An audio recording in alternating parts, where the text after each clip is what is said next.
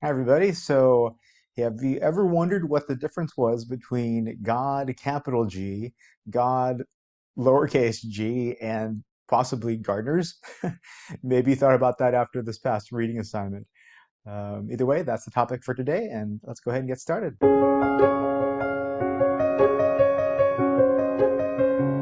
So, today's question, what's the difference between God, God, or gods, and gardeners? Well, why even ask this sort of question? Recall what our definition of a religion is from last class. A religion involves a system of beliefs and or perspectives and or practices primarily centered around a transcendent reality, either personal or impersonal, which provides ultimate meaning and purpose to life. So remember, transcendent reality is a reality beyond this one, more than the one you are currently experiencing. And for a lot of people who are religious within the Abrahamic tradition, right, Judaism, Christianity, and Islam, the transcendent reality is often referred to as God. So if we're going to be in a class about the philosophy of religion, we're going to have lots of discussions about God. And luckily, you started off with a really famous article called Gods to get us going in our discussion on this topic. Hopefully, you noticed that this article was written by an aptly named philosophy professor named John Wisdom. How ironic is that? Uh, he was born in 1904, died in 1993, a British philosopher. And this article, well, actually, you read an excerpt from that article, right? The article was published in 1944. And this particular parable from that article became relatively famous. So, what do you think? And by the way, when I give you dates and specifics like this, 1904, 1993, published in 1944, I'm not expecting you to know any of that stuff. That's just background context to give you a sense of the time period and the place for things. Okay, so what's John Wisdom trying to say in that article? What is that parable about? Well, let's think about this. He's asking us to think about a garden, all right? So I want you to think about a garden. If you are sitting by a window, maybe you can look outside and see one. Maybe in your mind's eye, you can imagine one. Go ahead and do that. Try to imagine a garden in your mind's eye. And if you need some help, here's an image in front of you. So let's go ahead and read this together since it's relatively short and maybe get a sense for what you think this is about. Two people return to their long neglected garden and find among the weeds a few of the old plants surprisingly vigorous.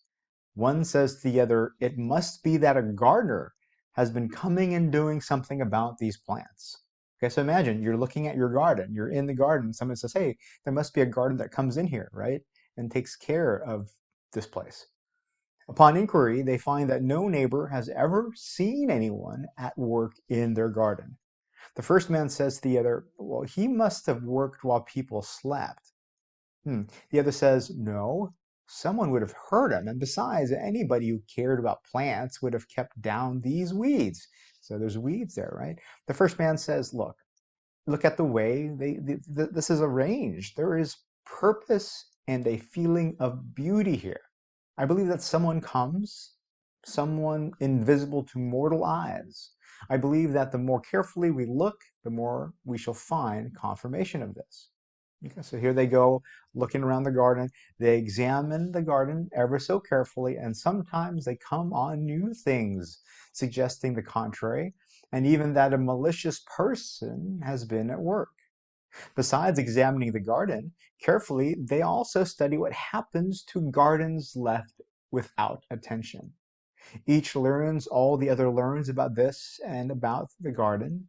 Consequently, when after all this, one says, "I still believe a gardener comes," while the other says, "I don't," their different words now reflect no difference as to what they found in the garden, no difference as to what they would find in the garden if they looked further, and no difference about how fast untended gardens fall into disorder. In other words, they would agree on everything concerning the objective experience of the garden. They would agree about everything they see and experience in the garden, right, objectively. At this stage, in this context, the Gardner hypothesis has ceased to be experimental. The difference between one who accepts and one who rejects it is now not a matter of the one expecting something the other does not expect. What is the difference between them? The one says, a gardener comes unseen and unheard. He is manifested only in his works with which we are all familiar. The other says, there is no gardener. And with this difference in what they say about the gardener goes a difference in how they feel toward the garden, in spite of the fact that neither expects anything of it, which the other does not expect. So they all expect the same things to be here, right, in the garden. They all expect to find the same stuff. They all expect the garden to work the same way. But is this the whole difference between them? That the one calls the garden by one name and feels one way toward it, while the other calls it by another name and feels in another way toward it. And if this is what difference has become, then is it any longer appropriate to ask which is right or which is reasonable? So what is John Wisdom trying to say here? What is he doing?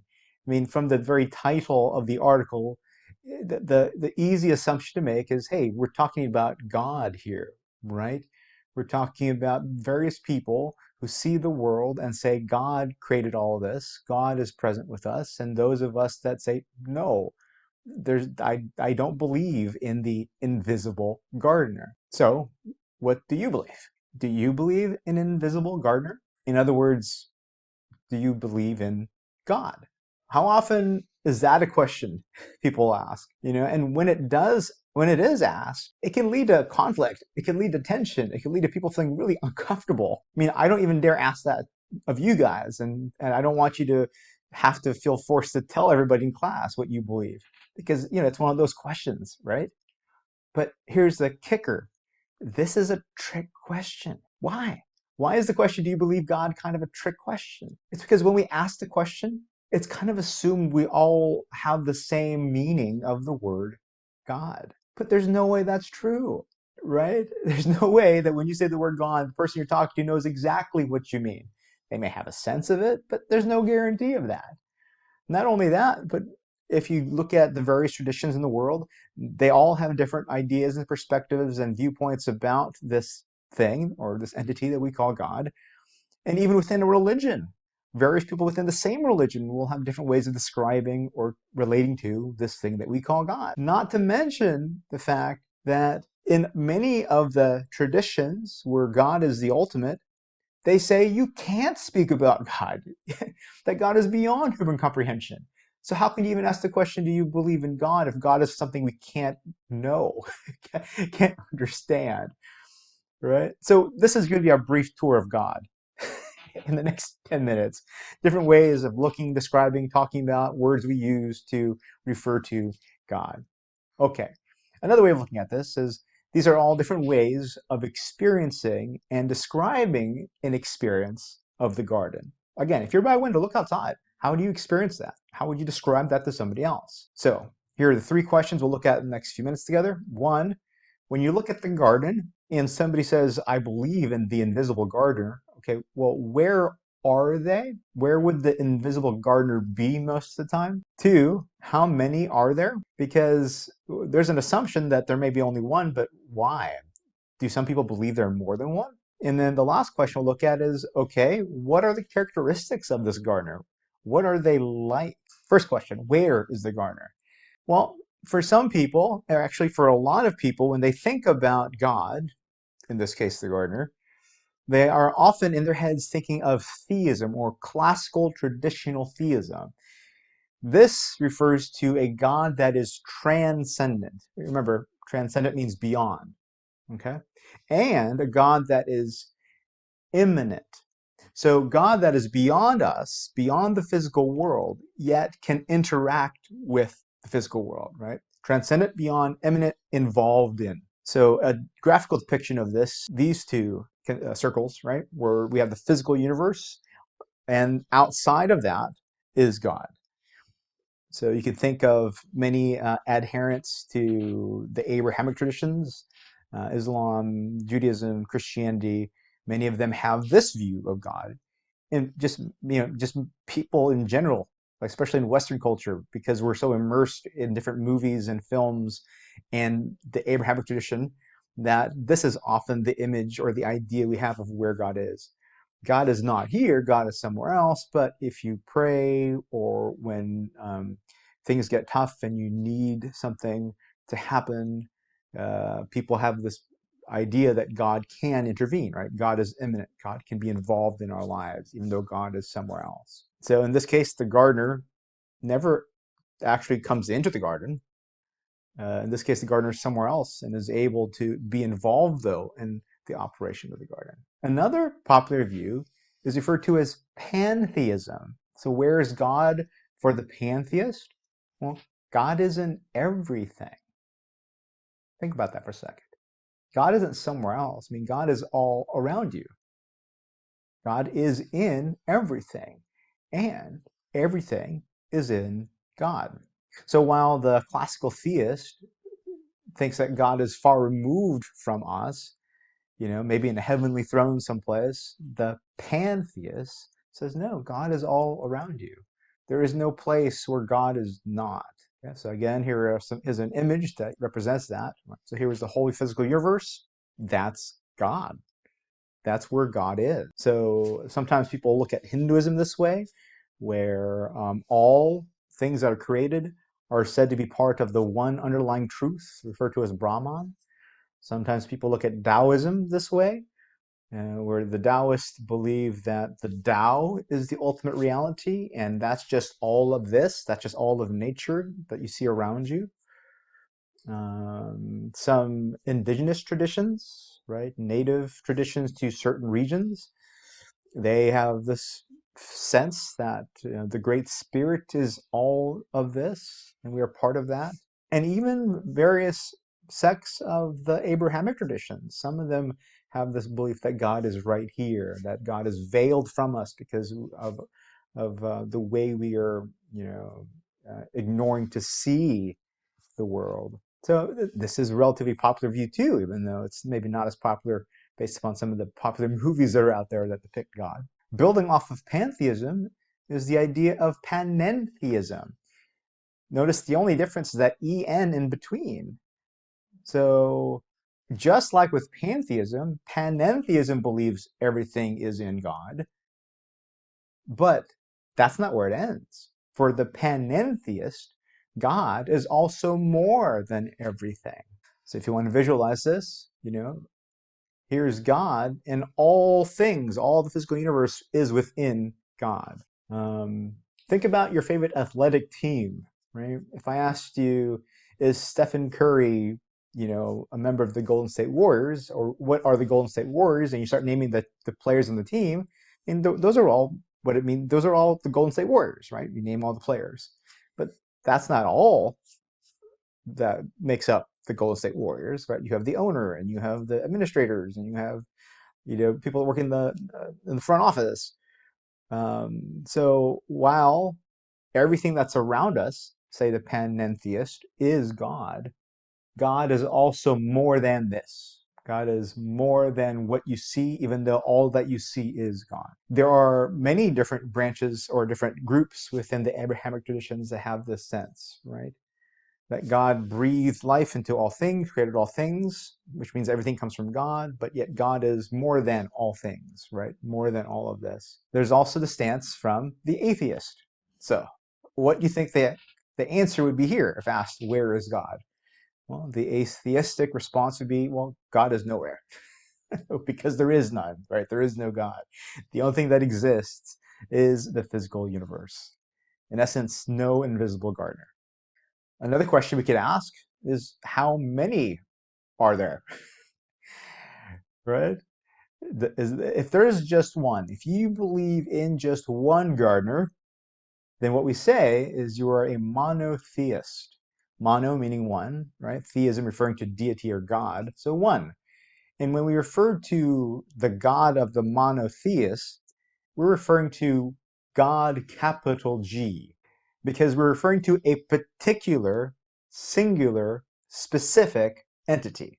So if you have sons, right, and you refer to your sons as this is my son, that's my son, it's not son with a capital S. Here's my son, and here's my other son, right? If you write that sentence out, those words, son, those are all lowercase because you're not referring to a specific particular entity. But if you said, here's my son, John, and there's my son, Juan, then you capitalize both of the J's for John and Juan because you're talking about a particular specific entity.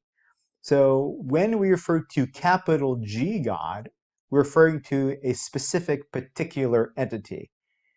In this case, the supreme being, right? So when we use the capital G God, more often than not, we mean the supreme being, the supreme one underlying reality. So who are monotheists? Uh, Judaism, Christianity, and Islam are the major monotheistic religions. And they even grew out of, you know, tribes and cultures where there had many gods. So if you don't believe in one, maybe you believe in two. That's ditheism. And we'd say they believe in two gods, lower G, right? Because now we're not talking about a specific particular entity. We're talking about a group of something, right? Two gods, like I have two sons, lowercase s.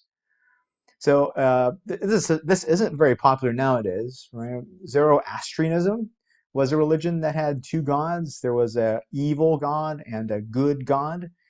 And all that we experience is the interaction between those two. Again, not so popular nowadays. If you believe in more than one god in general, then we call that polytheism, more than one, right? Polytheism. So the belief in many gods, notice lower G again, because we're talking about a group of things, a category of something. What sorts of traditions are you familiar with that are often considered polytheistic? Well, most cultures have been at one time or another polytheistic. When we take a look at the Abrahamic traditions, Judaism arises within a culture where lots of different groups, like the Babylonians, etc., lots of different groups, worshipped, gave their attention to various different deities. If you take a look at Native traditions, Native American traditions, sometimes people go, hey, look, it looks like they're worshiping lots of deities. The spirit of the owl, the spirit of the tree, the spirit of the sun, the spirit of the moon. It feels as if, from the outsider, they're worshiping lots of different deities, lots of different gods. So they're often referred to as polytheistic. Hinduism. Hinduism can be seen as having thousands, if not millions of gods. Various communities will have different gods. People's homes might have one god and their neighbor have a different god. Again, lower G, right? Different places in which you place your attention that you think is valuable for you to do that. So you can imagine older cultures or indigenous cultures where, yeah, rain is important, the sun is important, the moon is important, the ground is important. So they place their energy and attention on those things. Hence, we use the word God for that. They're placing their attention on those things. And there's also non-theism. Non-theism doesn't mean belief in no God. Non-theism means it doesn't matter. It doesn't matter what you believe about gods. Gods don't really matter at all, right? Whether gods exist, how many there are, it doesn't really matter. It's not a denial of them, right? It's just that it's not something that we should concern ourselves with. During the time of ancient Greece, lots of people believed in various gods. You had Zeus and Athena, and right.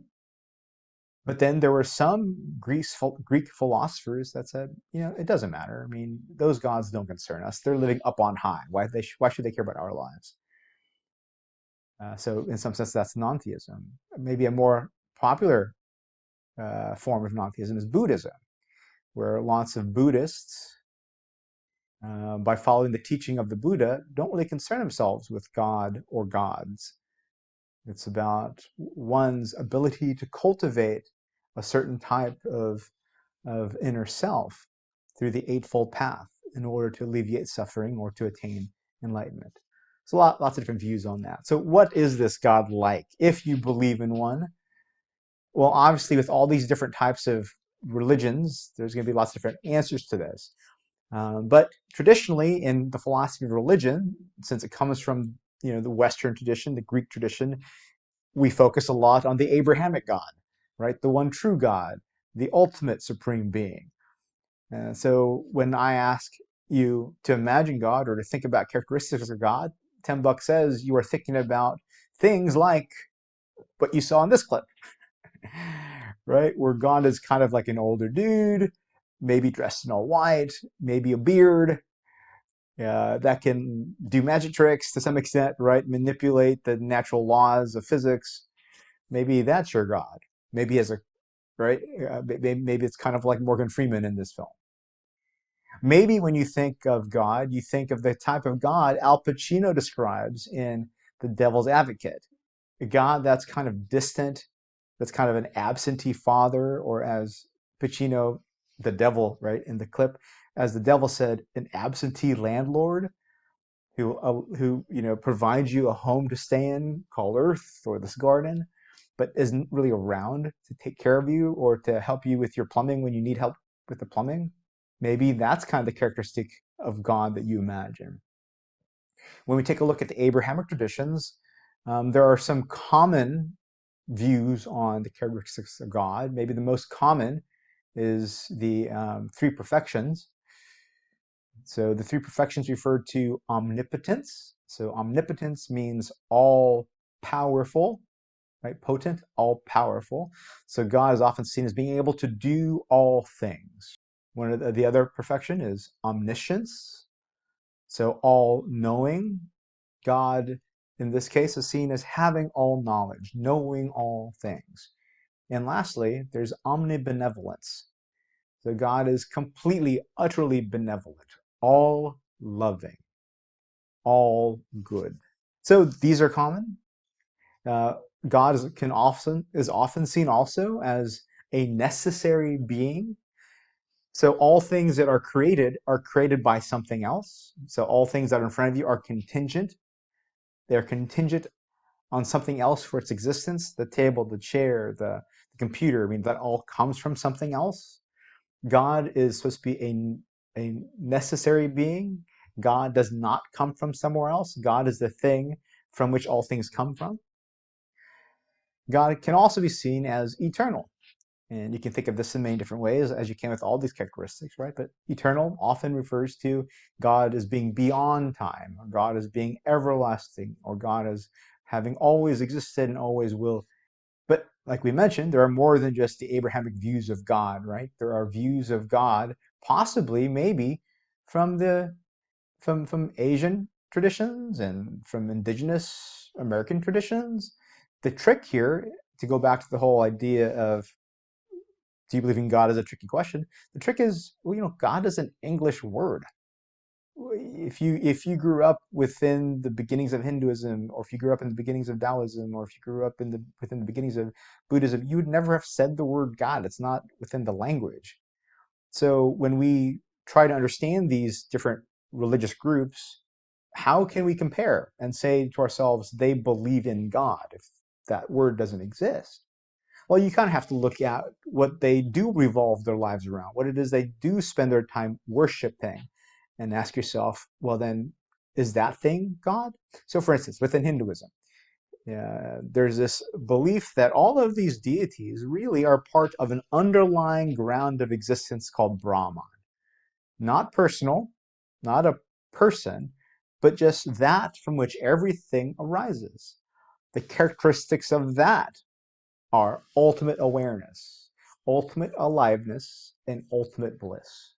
Those are the characteristics of Brahma. So maybe those are the characteristics of what we would call God within the Hindu religion. In indigenous American traditions, right, they'll refer to like the great spirit or the great grandfather or maybe even the great soul. Well, is that God? The characteristics of those can often sometimes be also, all encompassing, all compassionate and caring. Within Taoism, Again, no use of the word God, but there is an ultimate, right? The ultimate is the Tao. Translated in English, that just means the way. Well, the way of what? The way of all things. The Tao is how all things are. That's what you should pay your attention to. That's what you should worship, is just the natural progression, how things in nature work. So what are the characteristics of that? The way things are is naturally intelligent. Watch a tree, it knows how to grow. Watch birds, they know how to migrate without having to look it up on Wikipedia or use their GPS. The Taoists say the Tao is naturally intelligent. There's a natural rhythm and flow to it. Just look at the seasons. That's the Tao. Within Buddhism, which is often considered non-theistic, there's still an ultimate. There is still something transcendent, right? Sometimes it's referred to as nirvana, which means to extinguish suffering, perhaps.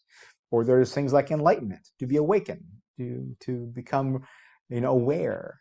So when we take a look and ask, do you believe in God? It kind of depends on what you mean by God, right? Again, in our discussions in class, we'll mainly focus on God from the Abrahamic definition. Okay, so do you think you know the answer to this question now? What's the difference between God, capital G, God, small g letter, small letter, God, lowercase g, and gardeners? Maybe. Maybe you can articulate something there. Can you answer this question? Do you believe in God any differently than you may have at the beginning of our lecture? Do you believe in God? What would you say now? Yeah? No? When you look at the garden outside your window, or if you decide to go for a walk later, what do you see? Do you see the work of an invisible gardener? Do you see the work of God or not? And what's the difference between you and somebody else that sees it and says, gives a different answer to that question? To go back to the article, is this the whole difference between them? That the one calls the garden by one name and feels one way toward it, while the other calls it by another name and feels in another way toward it? And if this is what the difference has become, then is it any longer appropriate to ask which is right or which is reasonable? So what do you think? In other words, what is the difference between a religious person and somebody that is not? Is it just the difference in how they label what's in front of them? Is it just a difference in how they feel about what's around them? Or is there something more? What do you think this article is about now? Is it just about God? Or is it about something else? We'll take a look at these two questions when we come back in our next lecture.